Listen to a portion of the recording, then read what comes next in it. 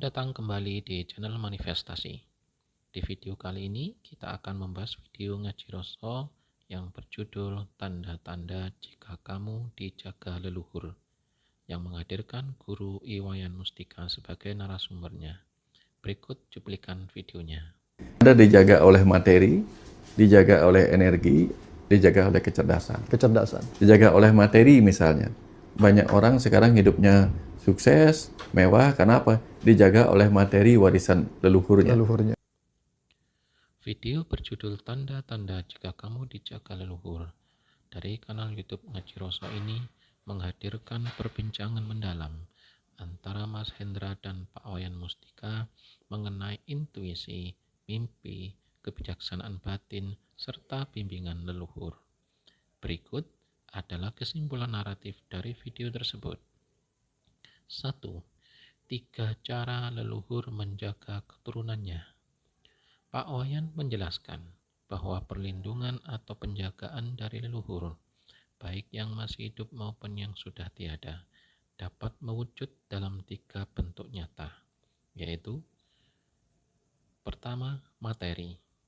Warisan fisik seperti rumah, sawah, uang, atau perusahaan yang menjamin kesuksesan hidup keturunannya.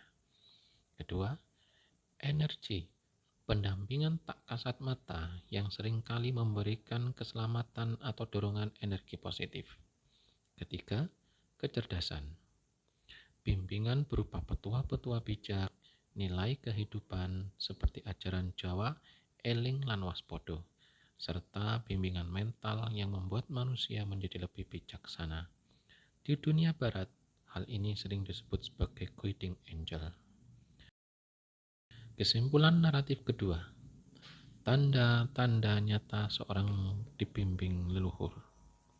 Seseorang yang dijaga atau dibimbing oleh leluhurnya biasanya memiliki ciri-ciri halus namun nyata.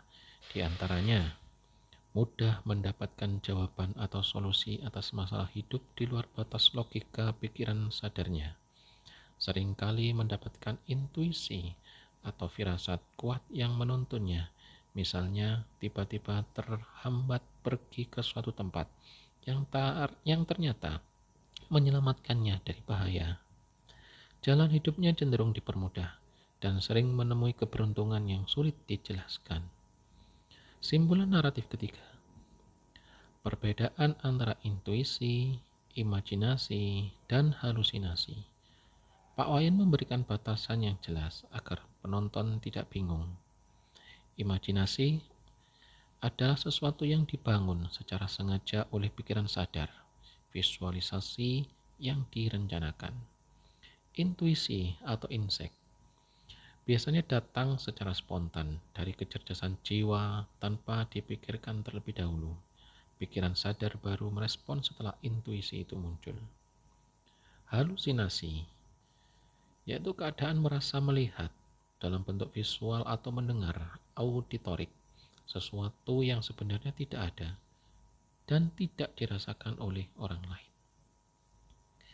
Simpulan naratif keempat, pesan melalui mimpi dan kesadaran atau consciousness. Diskusi ini juga membedakan jenis mimpi. Ada mimpi yang berasal dari alam bawah sadar, bunga tidur akibat emosi atau kecemasan harian. Namun ada pula mimpi yang berasal dari atas sadar atau roh, yang membawa pesan, pengetahuan, atau nubuat, seperti cara ilmuwan dunia menemukan penemuan besar lewat mimpi. Pak Wayan menekankan pentingnya menangkap dan mencatat insight tersebut agar tidak hilang. Simpulan naratif kelima, waspada terhadap roh penyaru dan waham spiritual. Bagian paling kritis dari video ini membahas fenomena orang yang merasa mendapat perintah gaib. Diklaim dari guru sejati Nur Muhammad atau Dewa untuk melakukan tindakan ekstrim seperti meninggalkan anak istri atau melakukan ritual aneh di pantai atau gunung. Pak Wayan mengingatkan adanya roh penyaru dan bahaya waham spiritual. Merasa diri paling suci atau pilihan Tuhan. Logikanya sederhana. Manusia yang bijaksana tidak akan memberi nasihat buruk seperti menelantarkan keluarga apalagi roh suci tingkat tinggi.